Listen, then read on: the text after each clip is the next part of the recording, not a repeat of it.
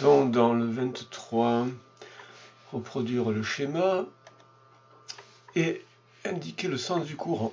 Donc le sens du courant est imposé par les bornes du générateur, de la borne plus vers la borne moins dans le circuit. Les tensions pour la tension délivrée par le générateur E dans ce sens-là, les autres en convention récepteur, donc avec la flèche orientée dans le sens contraire de celle du courant. Voilà pour UC. Donc ici E, ici UR et ici UC. Que vaut la tension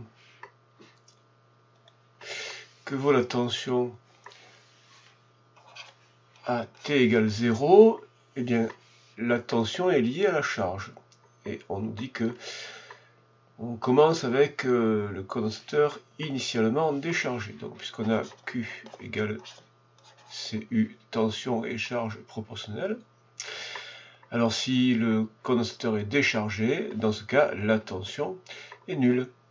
Initialement, donc, on a UC de T égale 0. Égale 0. Et puis ensuite, lorsque le condensateur est entièrement chargé, alors dans ce cas, Q atteint son maximum et la tension atteint son maximum et la tension atteint donc la valeur fournie par le générateur initialement UC de T grand égale E.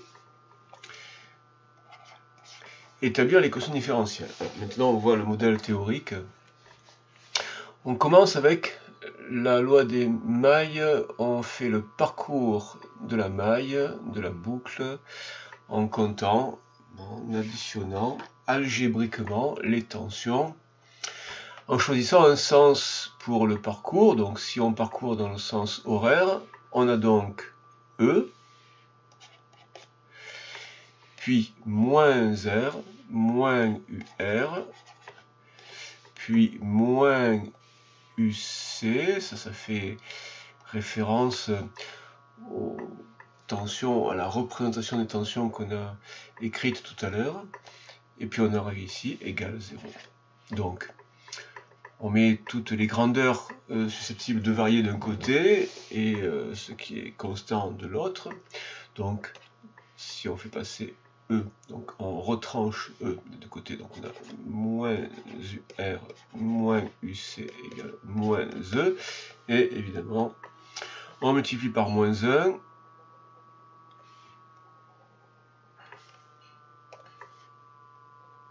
donc UR plus UC égale E. Alors, on n'a pas encore là l'équation différentielle identifiée telle quelle, il faut qu'on change l'expression, il faut qu'on change UR, qu'on remplace UR par son expression. Alors UR c'est RI,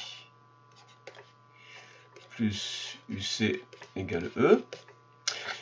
Et encore une manipulation, est-ce qu'il y a un lien entre I et la tension aux bornes du condensateur et UC? Eh bien la relation entre I et UC c'est I égale C DUC sur DT. Donc on remplace I par C DUC sur DT. Donc ça donne RC fois DUC sur DT plus UC égale E. Et maintenant, on voit une équation où figure une grandeur et la dérivée de cette grandeur. Donc quand on a une équation avec une grandeur et la dérivée de cette grandeur, c'est une équation différentielle. Donc, équation différentielle. Comme c'est la dérivée première, c'est premier degré, avec coefficient constant, ça c'est constant, ça c'est constant, et puis avec second membre qui est non nul et qui est constant, donc équation différentielle du premier ordre, avec coefficient constant et second membre constant. Alors comment on résout ça? Alors, on a des formes générales, des solutions clés en main, avec simplement des constantes à ajuster. Alors normalement, on a aussi le coefficient du temps comme une constante indéterminée au début, qu'il faut déterminer en confrontant cette forme générale à l'équation. Bon, là, on a une étape franchie déjà, hein, donc on sait que le coefficient du temps, c'est 1 sur RC, moins 1 sur RC, donc on n'a que A et B à identifier. Donc, on va identifier A et B. Alors, pour identifier A et B, c'est-à-dire pour déterminer complètement la solution, eh bien, on va remplacer UC par cette expression-là, par la forme générale, la solution de la forme générale dans l'équation. Et puis, il faudra aussi DUC sur dt, donc la dérivée. Donc, il faut aussi la dérivée de ça. Donc, à la place de UC, on écrira, donc c'est UC de t évidemment, on écrira A plus BE moins 1 sur RCT.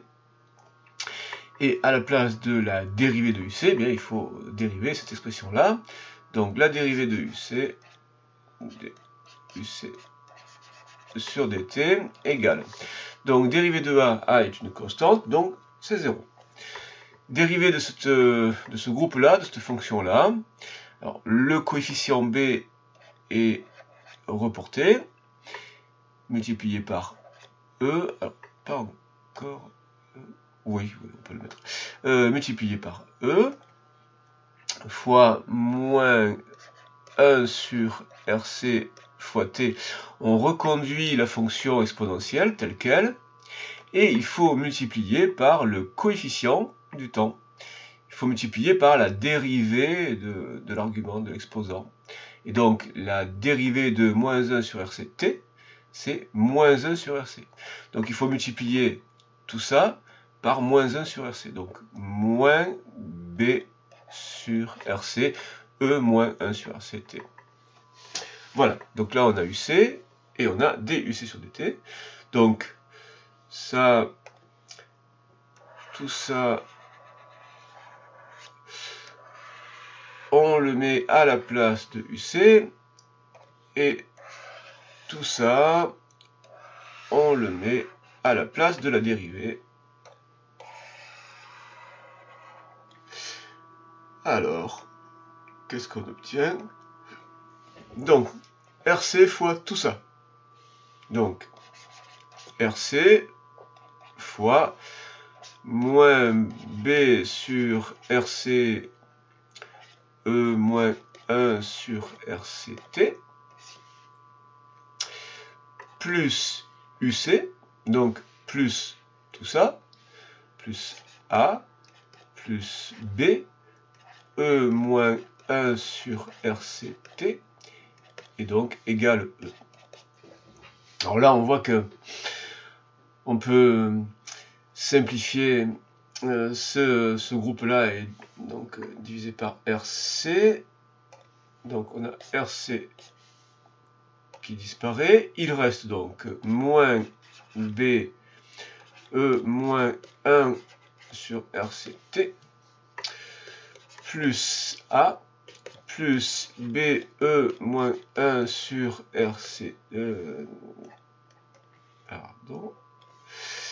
sur RCT égale E.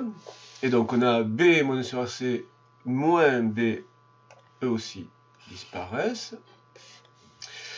Et il reste A égale E. Eh bien, on a identifié à cette étape-là la constante A, qui est donc E. Donc A, c'est E.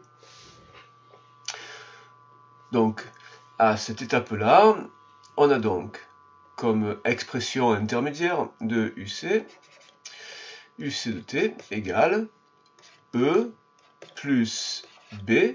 Donc là, on a identifié A c'est E. Donc E plus B, E moins 1 sur RC T. Étape d'après, comment on fait pour identifier et déterminer la deuxième constante? Eh bien, on utilise les conditions dites conditions aux limites.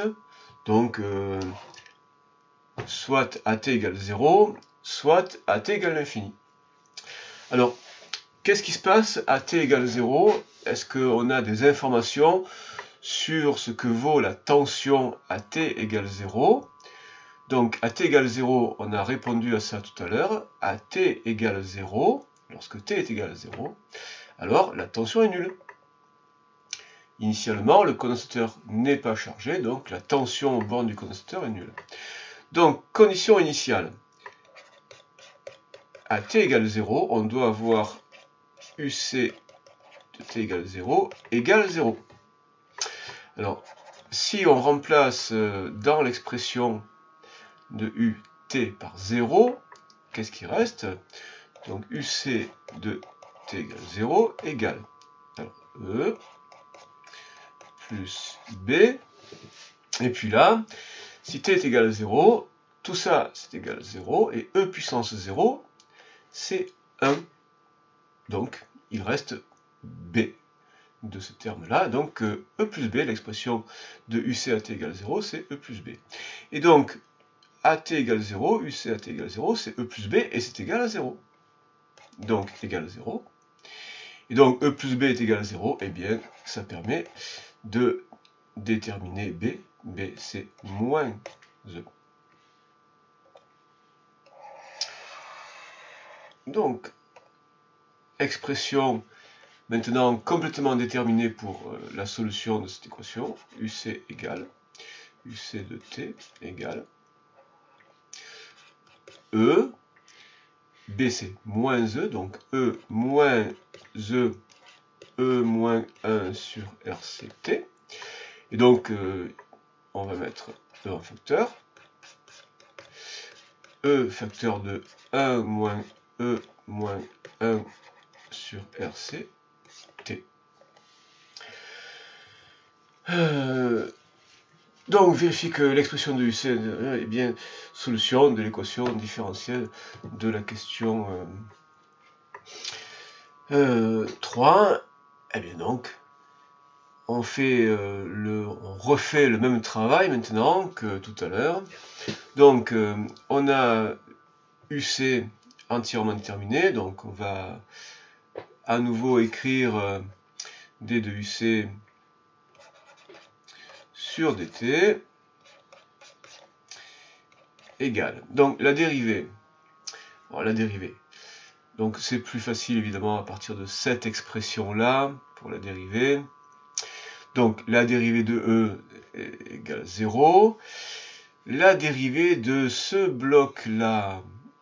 Alors, la dérivée de ce terme-là. Donc il y a moins E moins 1 sur RCT. Et on multiplie par la dérivée de l'exposant qui est donc moins 1 sur RC. Donc moins 1 sur RC fois ça, donc moins 1 sur RC, le moins disparaît et on a E sur RC, E moins 1 sur RCT. Donc voilà, on recommence avec cette expression-là pour U et cette expression-là pour la dérivée, cette fois-ci entièrement déterminée. Donc l'équation différentielle initiale, c'était donc RC fois la dérivée plus U égale E. Donc RC fois la dérivée plus U. RC fois la dérivée. Donc, alors là, du coup, on est à la question 5. On est donc à la question 5. Donc, RC fois la dérivée. Donc, RC fois E sur RC, E moins 1 sur RCT. Plus UC tel quel, donc plus, je vais prendre cette expression-là, ce sera plus simple. E moins E moins 1 sur RCT. Et donc, ici, on va avoir donc simplification par RC numérateur au dénominateur. Donc, il reste E moins 1 sur RCT. Et on voit qu'on a E fois E moins 1 sur AC, moins E fois E moins 1 sur AC. Et donc là aussi, on a simplification. Et il reste E. Et donc tout ça, c'est égal à E. Et donc, si c'est égal à E, c'est bien ce que l'équation attendait ou imposait.